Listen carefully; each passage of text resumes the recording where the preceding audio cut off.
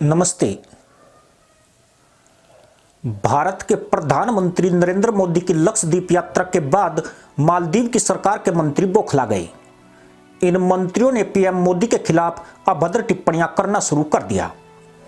इसके जवाब में भारत के लोगों ने सोशल मीडिया पर पूरा अभियान छेड़ दिया तो मालदीव की मोहम्मद मोइजू की सरकार घुटनों पर आ गई। मालदीव की सरकार ने पीएम मोदी के खिलाफ टिप्पणी करने वाले मंत्रियों को सस्पेंड जरूर कर दिया है, लेकिन उन्हें हटाया नहीं है। यही नहीं, अभी तक मालदीव की सरकार ने भारत से माफी तक नहीं मांगी है। खुद मालदीव के राष्ट्रपति मोहम्मद मोइजू ने इस पूरे मामले में चुप्पी साध रखी है और चीन के 5 दिन के दौरे पर पहुंच गए हैं।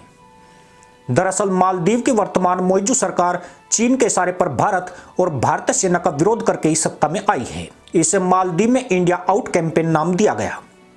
मालदीव में इंडिया आउट कैंपेन की शुरुआत मोइजू ने नहीं बल्कि पूर्व राष्ट्रपति अब्दुल्ला यामीन ने की थी। भारत और मालदीव के बीच पिछले 6 दशक से राजनयिक, रक्षा, आर्थिक और सांस्कृतिक संबंध रहे हैं। मालदीव अरब सागर में ऐसी जगह पर स्थित है जो भारत की समुद्री सुरक्षा के लिए बेहद अहम है। वहीं भारत साल 1965 में मालदीव को आजादी मिलने के बाद हर संकट में उसके साथ खड़ा रहा है और जरूरत पड़ने पर कोरोना वैक्सीन से लेकर आर्थिक मदद तक दी है। भारत और मालदीव के बीच दोस्ती उस समय और बढ़ गई जब 1980 के दशक में भारतीय सेना ने ऑपरेशन कैक्टस चलाया था। भारत ने इस सैन्य अभियान के जरिए मालदीव में मोमून अब्दुल गयूम की सरकार के खिलाफ हुए तख्तापलट को फैल कर दिया था।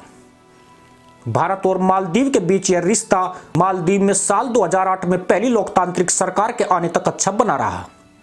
इस बीच साल 2013 में अब्दुल्ला यामीन मालदीव में सत्ता में आ गए। यामीन ने चीन की मदद से मालदीव में लोकतांत्रिक ताकतों को कुचलना शुरू कर दिया। यही नहीं, यामीन ने भारत के खिलाफ भी जहर उगलना शुरू कर दिया।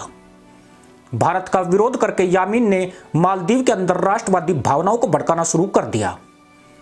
यामीन ने चीन की मदद से कई बड़े इंफ्रास्ट्रक्चर प्रोजेक्ट शुरू किए जिसमें उन्होंने जमकर भ्रष्टाचार किया। यही नहीं, यामीन ने चीन की सरकार से कई सीक्रेट कर्ज भी लिए। इस दौरान भारत के साथ उनका तनाव काफी बढ़ गया था।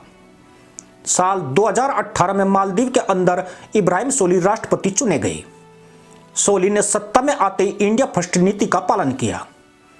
उन्होंने चीन के निवेश को लेकर भारत की संवेदनशीलता का ख्याल रखना शुरू कर दिया।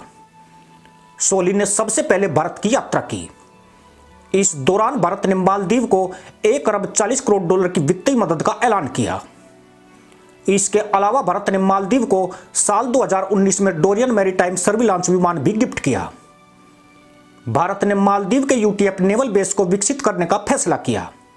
दोनों देशों ने साल 2019 में बेहद संवेदनशील हाइड्रोग्राफी समझौता किया। साल 2021 में भारत ने 50 करोड़ डॉलर देने का ऐलान किया ताकि माले में इंफ्रास्ट्रक्चर डेवलपमेंट प्रोजेक्ट को शुरू किया जा सके। इन सब के बीच विपक्षी यामीन ने साल 2020 में इंडिया आउट अभियान छेड़ दिया। माना जाता है कि चीन के इशारे पर यामीन की पार्टी ने इस भारत विरोधी अभियान को शुरू किया था। यामीन की पार्टी ने लगातार भारत की आलोचना शुरू की और जनता में नफरत फैलाना शुरू कर दिया। भारत के निवेश और प्रोजेक्ट को राजनीति से जोड़ना शुरू कर दिया। यामीन की पार्टी ने 16 की भारत समर्थक नीतियों की आलोचना भी की और कहा कि वे देश को नई दिल्ली को बेच रहे हैं। भारतीय सैनिक जो मालदीव की सेना को ट्रेनिंग दे रहे थे उन्हें खतरे के रूप में पेश किया गया। यामीन ने साल 2019 के भारत के साथ हुए हाइड्रोग्राफी समझौते को देश की राष्ट्रीय सुरक्षा के लिए खतरा करार दिया। उन्होंने अफवाह फैलाना शुरू कर दिया कि मालदीव भारत के कर्ज जाल में फंस रहा है। यामीन ने इंडिया आउट अभियान के जरिए सोली सरकार की छवि को खराब करना शुरू कर दिया। उन्होंने मालदीव के अंदर मौजूद भारत विरोधी भावनाओं का फायदा उठाना शुरू कर दिया। यह प्रदर्शन 2 साल तक चलता रहा। साल 2022 में यामीन समर्थकों ने भारतीय राजनयिकों की ओर से योग दिवस पर आयोजित कार्यक्रम पर हमला करना शुरू कर दिया और उसे गैर इस्लामी करार दिया। इस अभियान को साल 2022 में आखिरकार बैन कर दिया गया। हालांकि अंदर ही अंदर यामीन की पार्टी जनता की भावनाओं को भड़काती रही। माना जाता है कि चीन ने इंडिया आउट कैंपेन के लिए फंडिंग की है। चीन ने मालदीव के विपक्षी दलों के साथ करीबी रिश्ता रखा है। यामीन की पार्टी को लोन और बिजनेस डील देकर अपने पाले में कर लिया। मालदीव के वर्तमान राष्ट्रपति मोहम्मद मोइजू चीन समर्थक यामीन के करीबी हैं। यामीन भ्रष्टाचार के आरोप में जेल की सजा काट रहे हैं। मोइजू ने इस भारत विरोध का फायदा उठाया और साल 2023 में हुए चुनाव को जीत लिया। चुनाव जीतते ही मोहम्मद मोइजू ने भारतीय सेना को मालदीव से वापस जाने के लिए कह दिया। मोइजू ने साल 2019 के हाइड्रोग्राफी समझौते को भी खत्म कर दिया। वह भारत की बजाय अब चीन के दौरे पर हैं, जहां उनका रेड कारपेट वेलकम किया गया है। मोइजू की सरकार में ऐसे कई नेता हैं जिन्होंने इंडिया आउट का समर्थन किया था। माना जा रहा है कि मोइजू अब चीन के साथ कई बड़े समझौते कर सकते हैं। इसी के साथ अनुमति दोस्तों, जय हिंद, वंदे मातरम।